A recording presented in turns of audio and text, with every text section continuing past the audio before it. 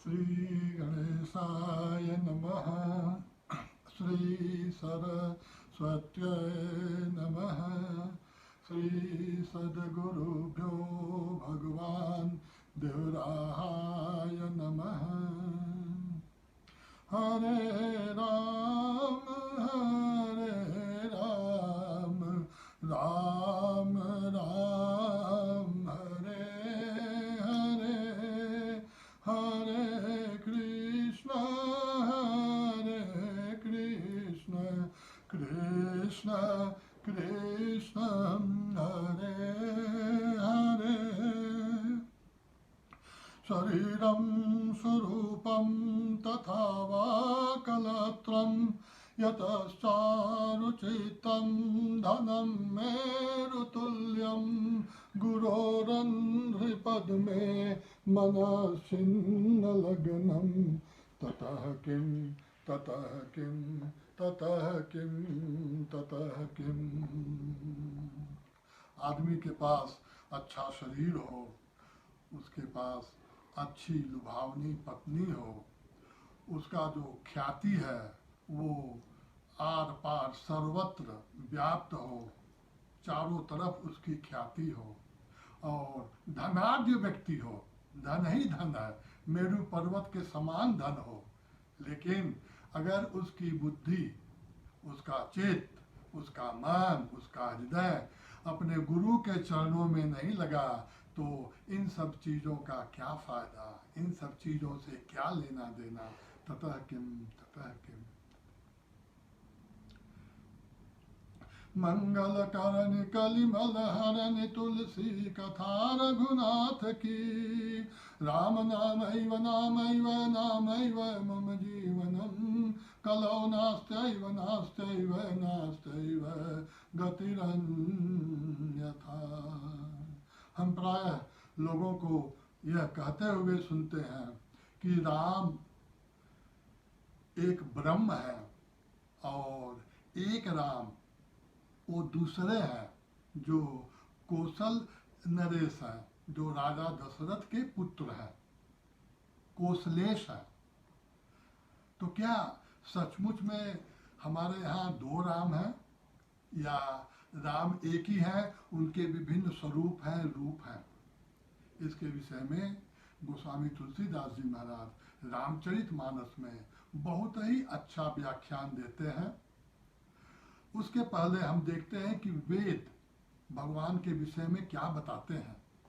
तो there are two school of thoughts in Hindu philosophy, in Sanatan Dharma. One is dualism and the other one is non-dualism. Dualism means there is a form and there is a name, while non-dualism it says it has got no form, it is formless, but ultimately it gets a name, and when it gets a name, the name given to the Brahm of Ved is Ram. तो आइए हम रामचरितमानस में गोस्वामी तुलसीदास जी महाराज के द्वारा इस वेद की जो व्याख्या है इसको देखते हैं, और उसके बाद बाबा जी कैसे इस वेद की व्याख्या को जो अद्वैत है उसको द्वैत में परिणित करते हैं। तो बाबा जी कहते हैं, आदियांत को जासो न पावा मति अनुमानी निगम यश गावा। श्री राम जय राम। गोस्वामी तुलसीदास जी महाराज बताते हैं कि जो वेद है ये इनको ब्रह्म के, भगवान राम के न आदि का पता है न अंत का पता है, वो केवल अपने अनुमान से कुछ बातें बताते हैं। तो वो बातें क्या हैं ये आगे हम देखते हैं। बिनु पद चलई सुनई बिनु काना कर बिनु करम करई विधि नाना।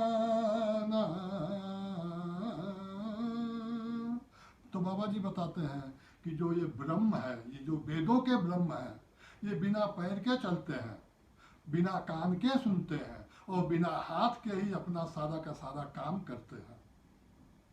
आनन रहित सकल रस भोगी, बिनु बानी बक्ता बड़ जोगी। श्री राम जय राम। तो ये जो वेदों का ब्रह्म है, ये बिना मुंह के ही सब कुछ खा लेता है, सब कुछ पा लेता है और बिना जिह्वा के ही सब कुछ बोल लेता है और सबसे अच्छा, सबसे बड़ा वक्ता दुनिया का बन जाता है।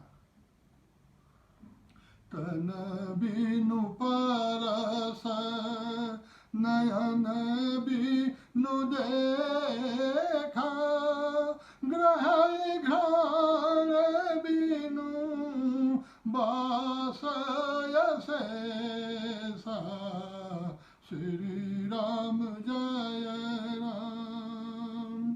तो बाबा जी बताते हैं कि ये बिना नाक के ही सब कुछ सूंघ लेते हैं और बिना त्वचा के जो भी स्पर्श है सब कुछ कर लेते हैं। तो ये जो बातें बाबा जी ने, गोस्वामी तुलसीदास महाराज जी ने अपनी लेखनी से लिखी है, यह वेद विहित है, यह वेद की बातें हैं।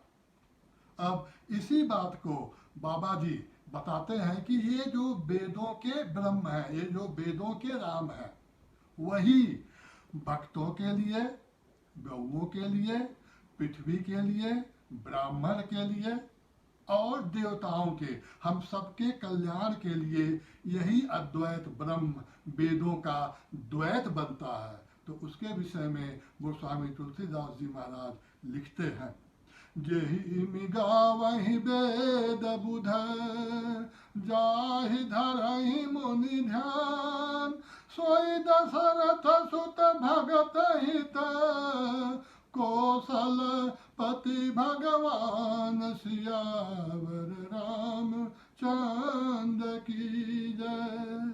तो यही जो वेदों के भगवान हैं, जो बिना पैर के चलते हैं, बिना हाथ के सब काम करते हैं, बिना कान के सुनते हैं, बिना आँख के देखते हैं, बिना मुंह के सब कुछ खाते हैं, सबसे बड़े वक्ता हैं, वही हम सबके कल्याण के लिए, हित के लिए अवतार लेते हैं। और जब अवतार लेते हैं तो ये दशरथ के पुत्र बनते हैं और वहाँ इनका द्वैत रूप होता है, जो भगवान राम के, रामचंद्र के, रामाय के नाम से जाना जाता है। तो भगवान राम एक ही है, वही अद्वैत में है और वही द्वैत में है। पायो परम विश्राम, राम समान प्रभु नाही कहूँ। हर हर महादेव, जय सिया राम। ओम शांति शांति शांति।